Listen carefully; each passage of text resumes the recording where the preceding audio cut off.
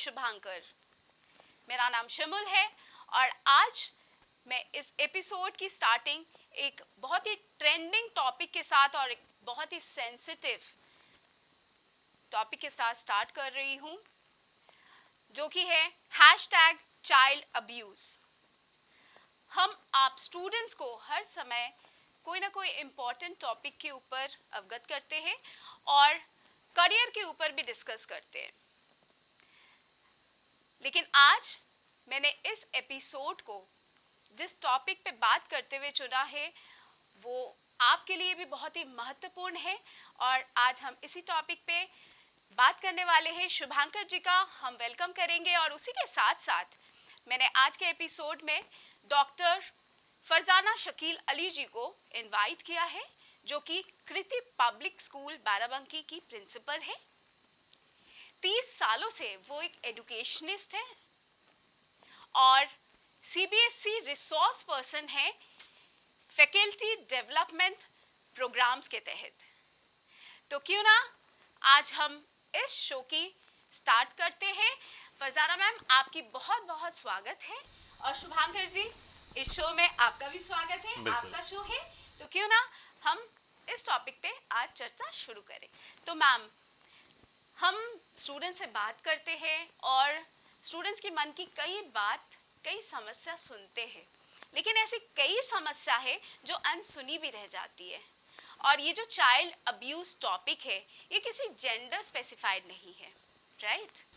Perfect. तो लड़की हो या लड़का हो, हर कोई इस समस्या से जूझ रहा है।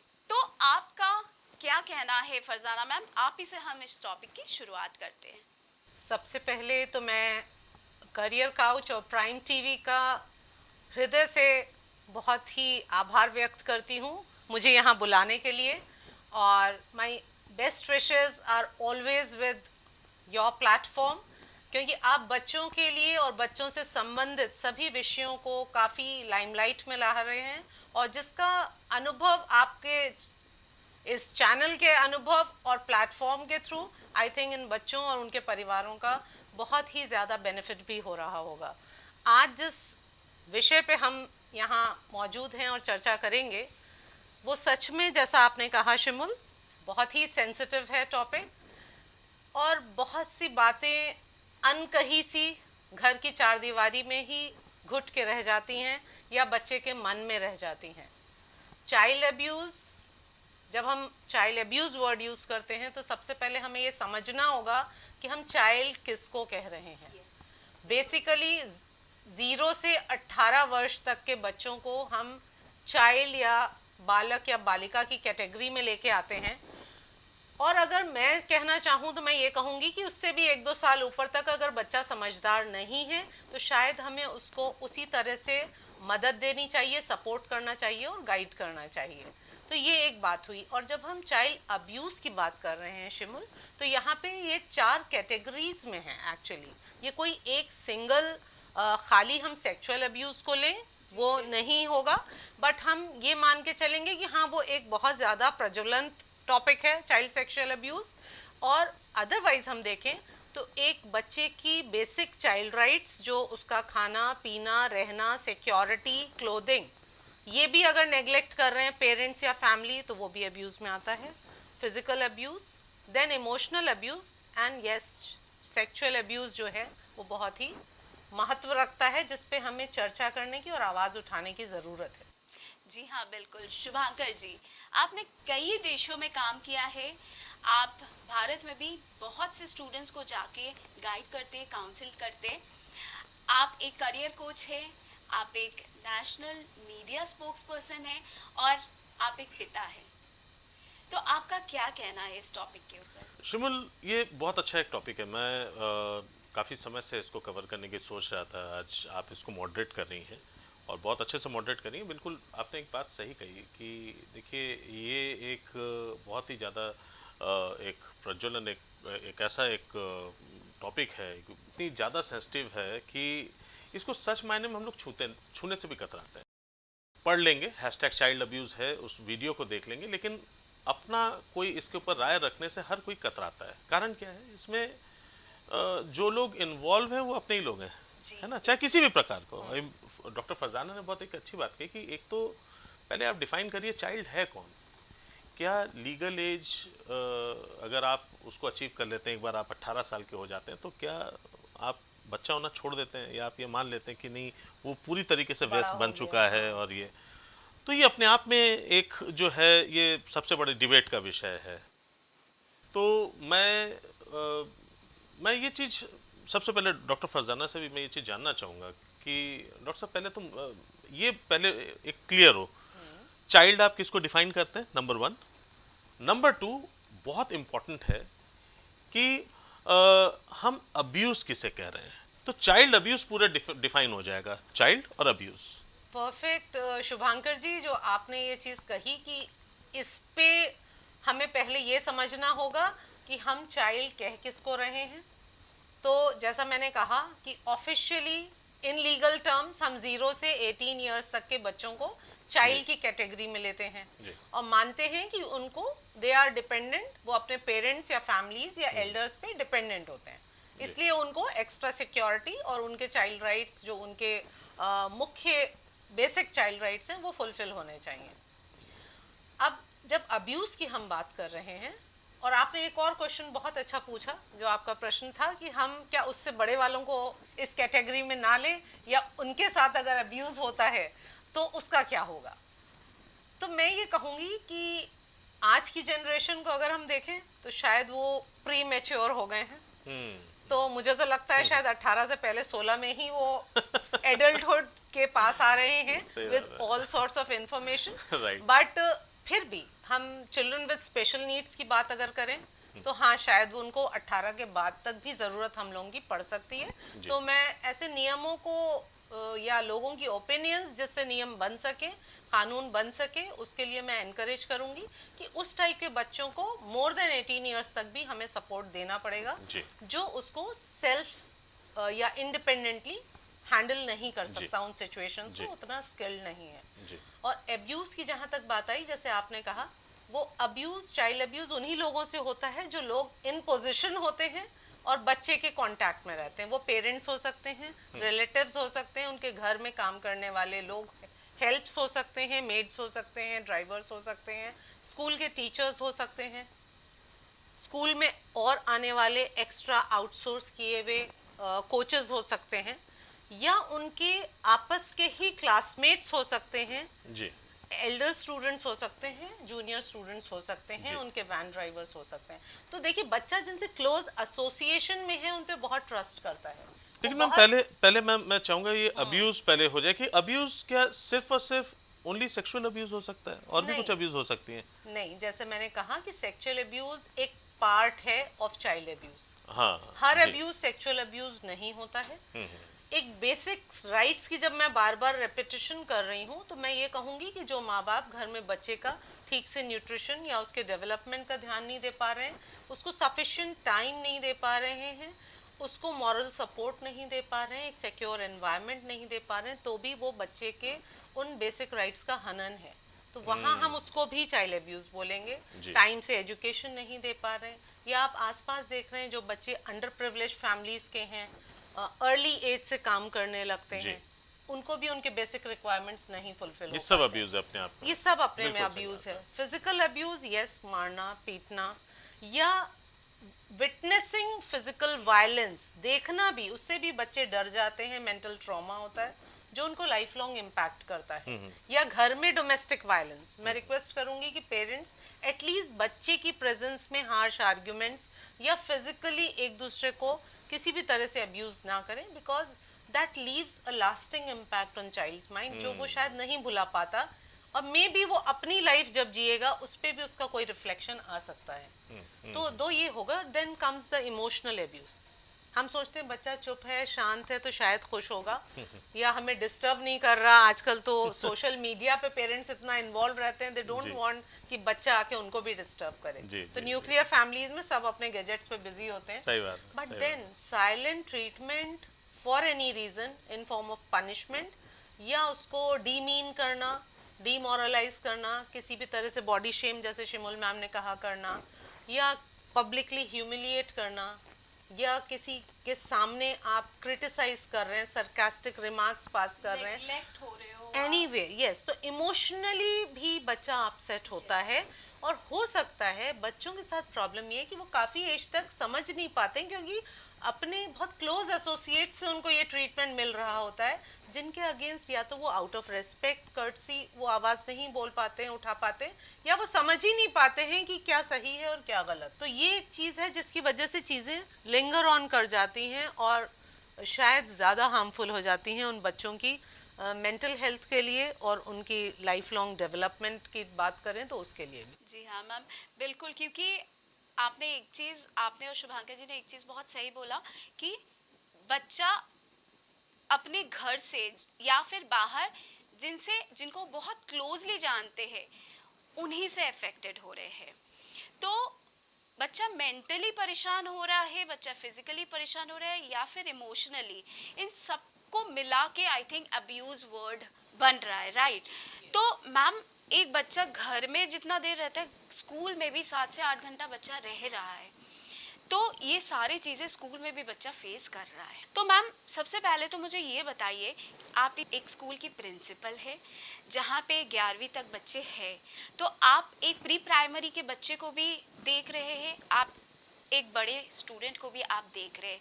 तो मैम, आपको क्या लग रहा है, ये जो चाइल्ड अब्यूज़ वर्ड है, क्या ये बच्चों को आप लोग समझाते हैं एज अ स्कूल लीडर्स, आप लोग बच्चों को अवगत करते हैं इसके बारे में? शिमुल, इन स्कूल सिस्टम, अब सीबीएसई स्कूल्स हों या अदर बोर्ड्स हों, एक child protection policy in place होती है हम लोगों की, ग्रीवांस कमेटी होती है, सेक्सुअल हरासमेंट कमेटी होती है, बोथ फॉर स्टूडेंट्स और स्टाफ दोनों के लिए होती है, जिसको हम लोग हेड करते हैं और वी मेक डिफरेंट इंचार्जेस। तो ये बहुत क्लियरली हम बच्चों से भी ये चीज़ें शेयर करते हैं।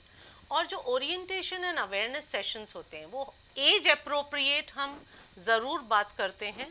Over the year may be 3 to 4 sessions, या एज पर द नीड कभी हमें लगता है कि कुछ कहीं एक्स्ट्रा काउंसलिंग और अवेयरनेस की ज़रूरत है तो हम वो चीज़ों को ज़रूर एड्रेस करते हैं। अपार्ट फ्रॉम दिस, हम टीचर्स को ओरिएंट करते हैं towards POCSO, which is very important, कि उनको पता होना चाहिए कि चाइल्ड राइट्स या किसी भी तरह का अब्यूज़ अगर उनसे भी होता है तो then there are certain laws, policies हैं जिसकी अंडर में उस पूरे केस को जुडिशियल वे में उसको ट्रीट किया जा सकता है। एंड अल्टीमेटली जो भी विक्टिम को जिसने भी ट्रबल किया है, the actual culprit has to face the law towards the end. तो वो हम टीचर्स को कहते हैं कि जब मैंने इमोशनल भी बोला, आपको साइलेंट ट्रीटमेंट की भी बात करी, या demeaning a child, like humiliating a child publicly in front of his और हर क्लासमेट्स, तो वहाँ हम टीचर्स को at the time of recruitment obviously as a part of service rules भी गाइड करते हैं, जनरल ओरिएंटेशन सेशंस में भी गाइड करते हैं, क्योंकि उनसे कोई गलती नहीं होनी चाहिए, क्योंकि स्कूल एक सेफ, हैप्पी और पॉजिटिव लर्निंग एनवायरनमेंट होता है। तो बच्चे वहाँ अपने आप को बहुत सिक्योर फील करें, वो हमारी प्रायोरिटी रहती है। फरजाना मैम ने बहुत ही अच्छे से हमें स्कूल्स में होने वाले ऐसे गाइडलाइंस जो है उसके बारे में आपने बताया कि हर बोर्ड में, चाहे सीबीएसई हो, आईसीएसई हो, यूपी बोर्ड हो, हर बोर्ड में ये गाइडलाइंस है।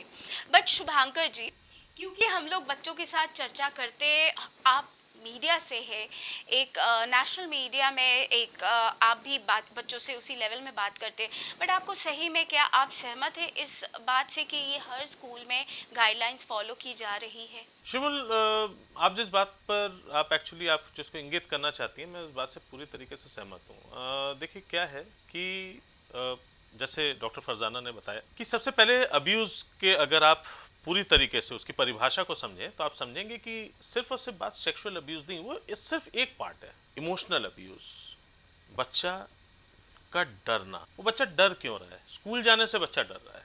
कई ऐसे मौके हम लोग को लगे, कई स्कूलों में हम लोगों ने जाके बच्चों से बात की और वहाँ देखा अटेंडेंस की कमी होती है। जब हम लोग को ये बताया जाता है, फिर हम लोग बच्चों से इंटरेक्ट करते हैं तो बहुत ताज्जुब वाली चीजें सामने उभर के, बच्चा इसलिए डर रहा है क्योंकि उसको स्कूल में मारे पीटे जाने का डर होता है। ये आज के दिन भी हो रहा है। अगर होमवर्क नहीं फिनिश करते तो भी मारा पीटा जाने का हाल, लेकिन हाँ वो चीज गलत है, आप होमवर्क फिनिश करिए लेकिन मारने पीटने का डर। हाँ, तो ये जबकि इतने सारे जो है कानून बन चुके हैं, इतनी सारी चीज़ें, हम लोग राइट्स एंड ड्यूटीज़ के बारे में बात करते हैं, लेकिन उसके बावजूद ये बातें हो रही हैं।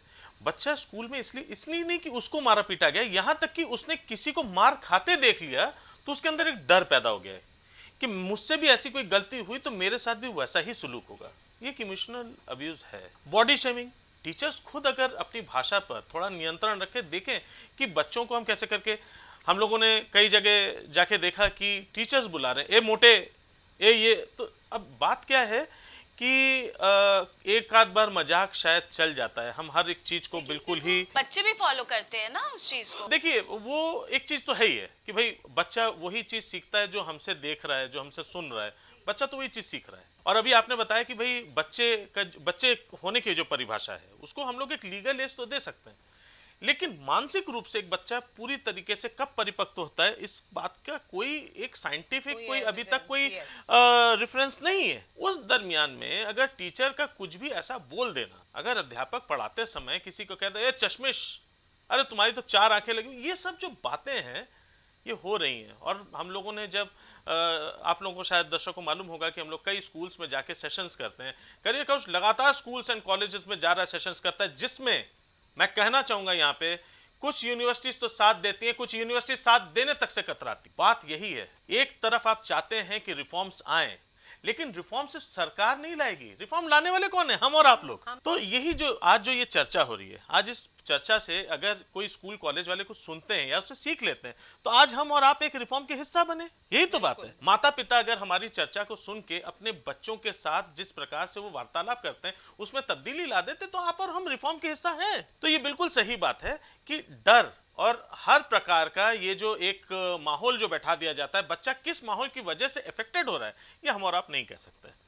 और इस बात के लिए शायद डॉक्टर फरजाना आप इत्तेफाक रखेंगी कि यहाँ पे कहीं ना कहीं हम लोगों को थोड़ा सा संवेदनशील होना पड़ेगा और ज़्यादा अपने जो जिसको कहते हैं ना कि सारे कोर इमोशंस को आपको अपने भी जो है उसको रियलाइजेशंस को रखना बहुत ज़्यादा जरूरी है। मेरे ख्याल से अब वो समय आ चुका है जब इसके ऊपर कुछ स्टेप्स लिए जाएं। तो शिमुल, अगर इसके ऊपर हम लोग एक परमानेंट कुछ एक्सरसाइजेज, मेरे हिसाब से सिर्फ किताब बना लेने से नहीं होगा, मेरे ख्याल से गाइडलाइंस बनाने से भी नहीं होगा मैम, बिकॉज ऐसे बहुत से स्कूल्स। आप एक बात बताइए, अगर आग लगती है आप फायर डिपार्टमेंट का मॉक ड्रिल कराते नहीं कराते प्रैक्टिस के लिए? फिर ऐसे टॉपिक्स के लिए मॉक ड्रिल्स क्यों नहीं हो सकती? ट्रेनिंग सेशंस, मेरे ख्याल से डॉक्टर फरजाना आप ट्रेनिंग्स भी लेती हैं इन सब मामलों में, तो इसकी ट्रेनिंग सेशंस क्यों नहीं हो सकती कि टीचर्स को बताया जाए बच्चों से बात करते समय किन वो बेसिक बातों का ख्याल रखा जाए, माता पिता को भी समझाया जाए कि जिस समय अगर आपका बच्चा बहुत चुप चुप रहता है, अगर इस प्रकार से चीजें देख रहे हैं तो उसको स्टडी करिए, समझिए, उस प्रॉब्लम्स को रिलेट करिए और प्रोफेशनल हेल्प उसको लेने से कतराए ना। जी बिल्कुल, हम स्कूल्स में जो है बहुत ही ताज्जुब के साथ बता रहे हैं, हम स्कूल्स में जब 11th-12th के स्ट्रेस मैनेजमेंट सेशंस के लिए जाते हैं तो हमें प्रिंसिपल्स रिक्वेस्ट करते हैं कि क्यों ना क्लास 4th ऑनवर्ड्स भी हम डिप्रेशन के ऊपर बात करें। आज ये बहुत ही ताज्जुब की बात है कि एक क्लास 4th स्टैंडर्ड का बच्चा, उसको भी पता है डिप्रेशन क्या होता है, एंग्जाइटी क्या होता है। सो बच्चों, कोई भी ऐसे सिचुएशन जो आपको अनकंफर्टेबल करता है, जिसमें आप खुश नहीं है, सिंपल से शब्द में इसका मतलब आप कुछ ना कुछ तनाव में हैं और इसका एक ही लिंक है कि किसी ना किसी परेशानी से आप जूझ रहे हैं। तो आपको सबसे पहले एक फ्रेंड ढूंढना है। अब वो फ्रेंड कौन है ये भी आपको चयन करना है। आप अगर अपने बराबर, अपने सेम एज के अगर फ्रेंड चूज कर रहे हैं तो ज़रूरी नहीं है कि वो आपको सही राय दे। हाँ, आप उसके साथ शेयर तो करिए, लेकिन आपको सही राय नहीं मिलेगा। तो आपको फ्रेंड उनको चूज करना है जो आपसे बड़े हैं और जो आपको सही गाइड कर पाए, है ना फरजाना मैम? तो आप लोग, आप प्रिंसिपल है, आपके हम लोग ऐसे बहुत प्रिंसिपल्स देखते हैं जो बहुत प्यार से बच्चों से बहुत ही अच्छे से गाइड करते हैं, बच्चों से बात करते हैं, और ये बहुत ज़रूरी भी है। तो फरजाना मैम, सबसे पहले तो मुझे ये बताइए कि ऐसे केसेस कितने आपके स्कूल में पेरेंट्स खुद आके डिस्कस करते हैं? अगेन मैं यहाँ ये बोलना चाहूँगी कि जैसे जब मैंने ये बात कही कि स्कूल चाइल्ड प्रोटेक्शन पॉलिसी और ग्रीवांस सेल या सेक्सुअल हरासमेंट कमेटी मैंडेटरी है, बट हाँ शायद 90% स्कूल्स नहीं भी कर रहे होंगे, तो उसका फिर अगेन उसका जो असर और प्रभाव होना चाहिए जिसकी वजह से वो रूल्स बने थे, वो एक फेलियर हो जाता है। तो कहने का पर्पज़ में ये है, कहूँगी कि हम जो प्रिंसिपल्स हैं, स्कूल हेड्स हैं या जो टीचर्स हैं, बच्चों के डायरेक्ट कांटेक्ट में रहते हैं 6 to 7 आवर्स, हमारी प्रेजेंस कितनी पॉजिटिव है, कितनी बच्चों के लिए केयरिंग है, हम जो लैंग्वेज बोलते हैं वो कितनी सूदिंग है। आप स्ट्रिक्ट होने की ज़रूरत ही नहीं है, मैं अपने टीचर से भी ये बोलती हूँ और दूसरों से। हमें इंश्योर करना है कि बच्चे को जो भी लर्निंग आउटकम्स हैं या डिसिप्लिन हमें सिखाना है उस पर्टिकुलर एज ग्रुप में, that is our main objective, वही हमारा लक्ष्य है। तो वो चीज़ हम कहीं फर्म टोन, नॉट स्ट्रिक्ट या हार्श टोन, कहीं फर्म टोन, कहीं लविंग टोन से हम मैनेज कर सकते हैं। दूसरा, हर टीचर एक गाइड और एक काउंसलर भी होता है। सही बात। आपको स्कूल काउंसलर्स का वेट नहीं करना है। हर टीचर जो दिन भर अपने बच्चों के साथ डील कर रहा है, वो उन बच्चों के अंदर कोई भी बिहेवियरल चेंज आ रहा है या कोई भी ऐसे साइंस और सिम्टम्स हैं जो उसे रोज़ के उसके बिहेवियर से डिफरेंट दिख रहे हैं, तो आप face to face 1-to-1 confidentiality उस बच्चे की उस चीज़ को ज़रूर एड्रेस करिए, उसको ओपन अप होने दीजिए। मगर वो तभी होगा जब बच्चे आप लोगों पे ट्रस्ट करेंगे एज केयरिंग टीचर्स। लेकिन मैम, मैं शिमुल के प्रश्नों को थोड़ा आगे बढ़ाता हूँ, और उसका एक प्रश्न का एक पर्टिकुलर पार्ट था जो शायद छूट रहा है, वो ये था कि आप पेरेंट्स खुल के स्कूल के ऊपर ट्रस्ट करके अपने बच्चे की प्रॉब्लम डिस्कस करने आते हैं, स्पेशली इस प्रकार की जब अब्यूज़ की बात उठ के आती है, तो क्या वो इतना कॉन्फाइड कर पाते हैं स्कूल मैनेजमेंट पर या प्रिंसिपल पर या टीचर पर कि वो उनके बच्चों की इन चीज़ों को लेकर वो खुद के बात कर पाए? मैं कहूँगी हाँ, बिल्कुल एक्सेप्टेंस है। फिर वही है कि आपका कन्वे करने का तरीका क्या था और स्कूल पेरेंट से कितना कनेक्टेड है, आपस में उनकी कितनी कॉर्डियल एंड ट्रस्टवर्दी रिलेशनशिप है, वो सब चीज़ का सॉल्यूशन अपने आप आ जाएगा। पेरेंट्स खुल के बात करते हैं, मेरे पास आते हैं, हेल्प सीख करते हैं, मांगते हैं, और अपने घर के भी कोई बिहेवियरल चेंजेस होते हैं तो उसके लिए भी हमसे गाइडेंस लेके जाते हैं। जबकि हमारा स्कूल एक रूरल एरिया में है, वहाँ के इश्यूज डिफरेंट हैं, वहाँ शायद ये नेग्लेक्ट वाला और फिजिकल अब्यूज़ वाला और इमोशनल अब्यूज़ वाले केसेस ज़्यादा होंगे जो बच्चे घर पे फेस कर रहे होंगे, because it's a male dominant society over there in rural area. So there are times कि जब हम इवन बोर्ड रजिस्ट्रेशंस के टाइम जहाँ फादर एंड मदर दोनों का सिग्नेचर ज़रूरी होता है, द फादर्स कम एंड से कि ना वो आई हैं और ना वो आएंगी, आपको कराना है तो मैं साइन कर देता हूँ। This is the attitude. अब what is the child facing at home when the child is going, और वो शेयर कर रहा है कि स्कूल से ये नोटिस है कि कल मम्मी पापा दोनों को जाना है, तो वो घर में वो कॉन्वर्जेशन भी तो सुन रहा है, दैट डोमिनेंस भी फील कर रहा है। तो हर चीज़ देखिए, एक अब्यूज़ के फॉर्म में अगर आप देखते हैं तो वो कहीं ना कहीं बच्चा दुखी होता है, और ये डिप्रेशन और एंजाइटी देखिए, ये बड़े टर्म्स हैं, थोड़े हैवी टर्म्स हैं।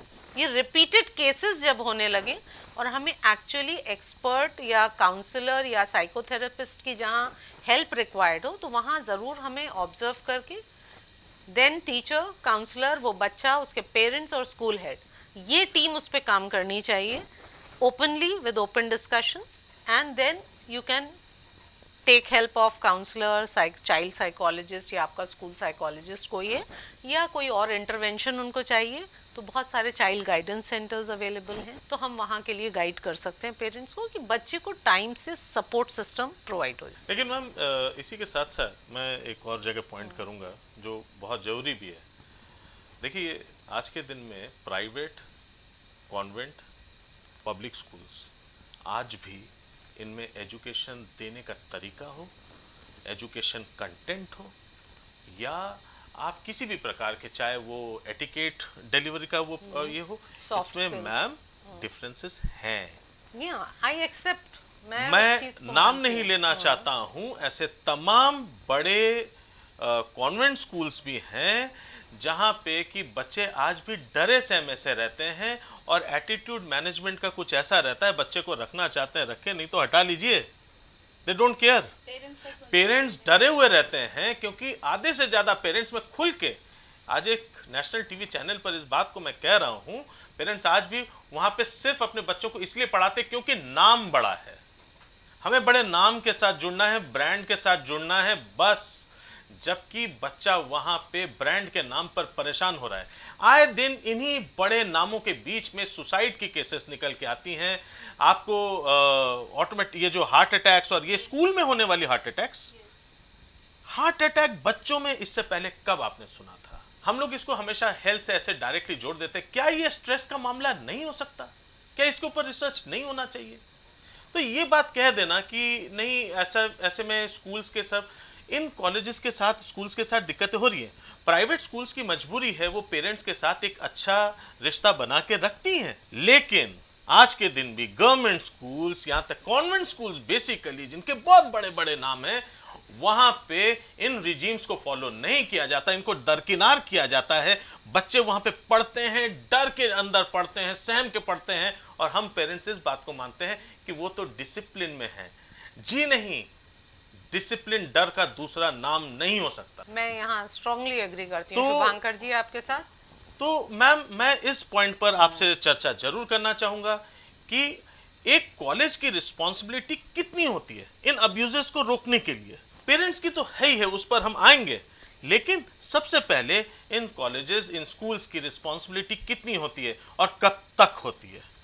देखिए, स्कूल कॉलेजेस की रिस्पॉन्सिबिलिटी भी होती है, और थ्रू अपना वो जो एक माहौल, एटमॉस्फेयर क्रिएट किया जाता है स्कूल में, वो बहुत ही इफेक्टिव होता है इन बच्चों की सबकॉन्शियस लर्निंग में। पहली चीज, वो एनवायरनमेंट फियर फ्री होना चाहिए जिसमें बच्चा डरे ना, अपनी बात कह सके, हमें उसकी बात सुननी चाहिए, उसका सोल्यूशन। देखिए, अगर किसी ने बहुत कंफर्टेबली बच्चे की बात सुनी, हो सकता है वो इमीडिएट एक्शन की जरूरत ही ना पड़े, और चीजें उसने कहा और उसने जो थोड़ी देर का कॉन्वर्जेशन हुआ, उसी से उसको कोई सोल्यूशन या कंफर्ट लेवल उसका एक सेट हो गया कि हाँ, मेरी बात सुनने वाला कोई है, somebody is there to listen to my problems, और जरूर सोल्यूशन होगा। ये उसका फेथ और ट्रस्ट होता है अपने टीचर्स और स्कूल सिस्टम पे, वो एक पार्ट है। दूसरी चीज, ये जो हम हार्ट अटैक्स या सुसाइड्स या सब कुछ है, मैं यहाँ बोलूँगी कि इसका सोल रीजन स्कूल का एनवायरनमेंट नहीं है, उसमें मल्टीपल फैक्टर्स हैं, जिसमें social media, virtual platforms, virtual friendships, without informing अपने घर के बड़ों और स्कूल के फ्रेंड्स को भी ये चीज़ें पता नहीं होती हैं। वो तो जब सिचुएशन बिगड़ जाती है तो धीरे धीरे चीज़ें खुल के सामने आती हैं। मैं यहाँ किसी पर्टिकुलर इंस्टीट्यूशन का नाम नहीं लूँगी, हर बार स्कूल जिम्मेदार नहीं होता है, और घर पे भी अगर बच्चे को कुछ चेक करना होता है तो कभी कभी पेरेंट्स स्ट्रिक्ट लैंग्वेज में बात करते हैं या छोटे पनिशमेंट्स कुछ देते हैं, बिकॉज हमारा एम पेरेंट्स का और स्कूल का एक ही होता है कि ये बच्चा एक अच्छा इंसान बने। बिल्कुल सही बात। और बच्चों को हमें इमोशनली स्ट्रांग बनाना पड़ेगा, एकदम पैम्पर्ड और स्पून फीड करने वाला नहीं बनाना है, क्योंकि इन बच्चों को इसीलिए रियल लाइफ सिचुएशन, अब जो सीबीएसई हो या अदर बोर्ड्स हो, जो हम हैंड्स ऑन और एक्सपीरियंशियल लर्निंग और रियल लाइफ सिचुएशंस और लाइफ स्किल इनकलकेट करने की बात कर रहे हैं छोटे एजेस से, थ्रू हैंड्स ऑन एक्टिविटीज, एक क्लास की तरह नहीं, एक मॉरल साइंस क्लास की तरह नहीं, उनसे ही रोल प्लेज, छोटे छोटे एक्ट्स या ग्रुप डिस्कशन या केस स्टडीज पे करा रहे हैं। वहाँ हम बच्चों को क्रिटिकल थिंकर्स बना रहे हैं, जो शायद वो चीज़ें अपनी लाइफ में जब सिचुएशंस अगर फेस करेंगे तो सही डिसीजंस ले पाएंगे, इतने इमोशनली वीक नहीं होंगे कि वो कहीं सरेंडर कर जाएं या सुसाइड कर लें। और मैं इसी अपॉर्चुनिटी में एक और स्टूडेंट्स आपसे बात करना चाहती हूँ कि बहुत सारे समय आपको पता है आपका फ्रेंड सही नहीं है, तो उस समय आपकी रिस्पॉन्सिबिलिटी है कि आप इमीडिएट टीचर से या उसके माता पिता को इन्फॉर्म करिए कि मेरा फ्रेंड कुछ ना कुछ मानसिक प्रॉब्लम में है, तो उस समय उसको करेक्ट किया जाएगा। तो फरजाना मैम और शुभांकर जी, हम लोग इस टॉपिक के अब एपिसोड के एंड में आ रहे हैं, और अभी तक हम लोग स्कूल्स के बारे में बात कर रहे थे, पेरेंट्स के भी बारे में बात कर रहे थे, लेकिन थोड़ा सा मैं बातचीत, क्योंकि हम तीनों यहाँ पे माता और पिता है, तो हम थोड़ा सा बात करना चाहते हैं 5 मिनट की हमारी क्या जिम्मेदारी है, किस हिसाब से घर पे क्या माहौल देनी चाहिए, स्क्रीन टाइम कितनी देनी चाहिए, किस हिसाब से हम बच्चों को गाइड करें। शिमुल, ये बात आपकी बिल्कुल सही है कि स्कूल के साथ साथ जो घर का माहौल होता है ये एक परफेक्ट ब्लेंड होना चाहिए, अगर एक एक परफेक्ट अपब्रिंगिंग की बात करें। हालांकि परफेक्ट अपब्रिंगिंग मेरे ख्याल से एक एक एक हाइपोथेटिक सिचुएशन है। यस, आप We still are in learning phase.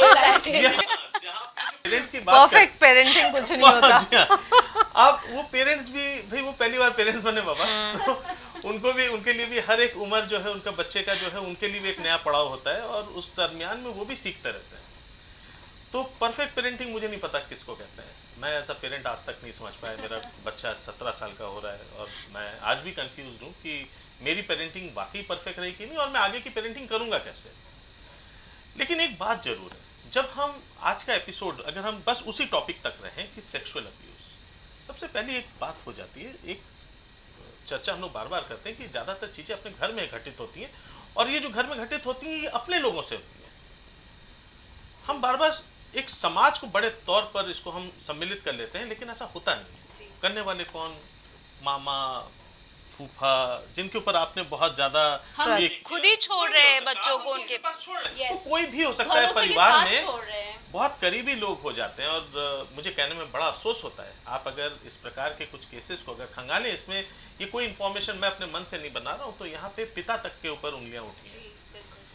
तो बच्चा जब किसी के पास अगर उसको एक माकूल उस तरीके से माहौल नहीं मिल पाता है, तो एक माकूल माहौल होता क्या है इसको समझना बहुत मुश्किल है। लेकिन एक बात जरूर कहूँगा, उसके बाद एक कंडीशन बनती है फरजाना मैम। यस, उसके बाद कंडीशन ये बनती है कि कहीं ना कहीं जब पेरेंट्स को पता भी चल जाए तो एक सामाजिक दबाव के कारण, अरे रिश्तेदारी ना खत्म हो जाए, हमें रिश्ते भी बना के रखने हैं, हमें ये भी करना है, ये हमें समाज से छुपाना है। हाँ, तो कि मेरे बच्चे के साथ ये हो हाँ, रहा है। और उसके बाद हमें जो विक्टिम होता है हम उसके प्रति जो है रादर देन उसको बचाने के, उसके प्रति हम लोग को ये हो जाता है कि उसको हम लोग से भी वो बच्चा विक्टिम होता है, क्योंकि हमारे जो सोच होती है हम लोग ये सोचते हैं कि अरे रिश्तेदारों में मेरे बच्चे का नाम भी उछाल दिया जाएगा, अरे मेरे बच्चे को सब लोग बॉयकॉट करने लग जाएंगे या हमारी फैमिली को सब सोशली बॉयकॉट करेंगे।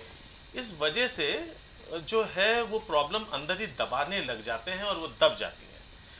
और ये बात मैं आपको बता दूं, ये अर्बन और रूरल की बात नहीं है, ये हर एक जगह हो रही है, ग्लोबल ये हर एक घर में हो रही है। और कहीं ना कहीं कई बच्चे, और मैं इस बार जो सर्वे रिपोर्ट पढ़ रहा था वाकई मैं चौंक गया जब मैंने ये पढ़ा कि 50% आर बॉयज ऑल्सो।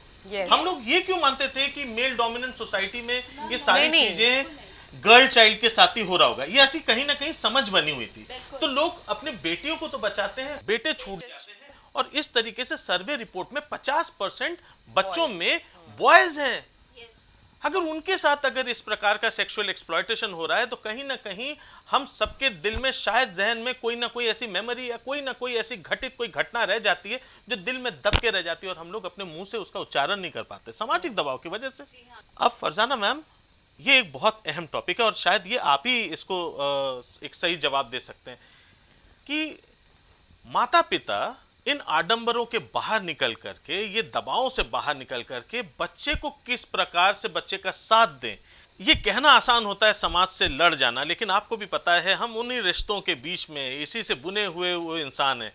तो एक तरफ हमारे पास ऑफ कोर्स बच्चे तो प्रेशस हैं ही हैं, लेकिन कहीं ना कहीं रिश्ते भी हम लोग बचाने पर तो वो आड़ आ जाते हैं। तो कैसे करके इन सिचुएशंस को हैंडल होना चाहिए। शुभांकर जी, आपने बहुत ही सही एग्जाम्पल्स और डेटा बेस्ड आपने जो अपनी ओपिनियन और स्टेटमेंट दिया है बहुत ही सही है। और हाँ, ये चाइल्ड एब्यूज़ जेंडर स्पेसिफिक बिल्कुल नहीं है, ये मैंने शुरू में भी कहा था, जैसा शिमुल जी ने भी ये चीज़ पे अपना हाईलाइट किया कि जेंडर स्पेसिफिक नहीं है। जितना हमें अपनी लड़कियों से इस बारे में बात करनी है, अपने बॉयज़ से भी करनी है और छोटी एज से करनी है। दूसरी चीज़, हम ये डिस्कशन कर रहे हैं कि क्लोज रिलेटिव्स या क्लोज नेबरहुड या क्लोज एसोसिएट से ही हमारे बच्चे सफ़र करते हैं in terms of child abuse या सेक्सुअल अब्यूज़। अब उसके लिए आप एक चीज बहुत ध्यान रखिए, हम बचपन से बच्चों को गुड टच, बैड टच या इनएप्रोप्रिएट टच वो बताते हैं।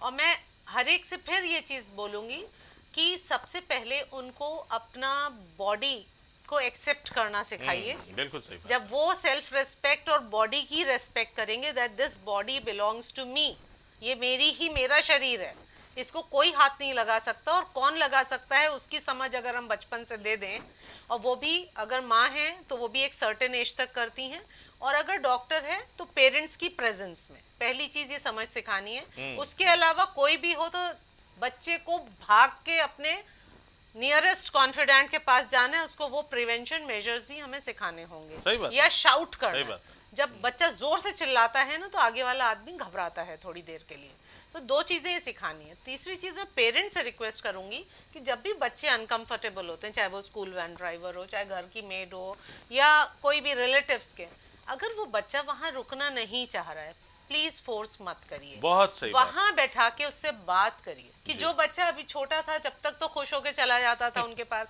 और अब वो मना करे मम्मी मुझे वहां मत छोड़िए, आप अकेले घर में ही रख के चले जाइए, मैं रुक जाऊंगा, तो आप प्लीज रुकिए वहां, वो एक अलार्मिंग साइन है आपके लिए। बात करिए, नहीं नहीं कुछ नहीं होता बेटा, रुक जाना, हम 10 मिनट में आ जाएंगे, जो जनरल एटीट्यूड फैमिलीज का है वो।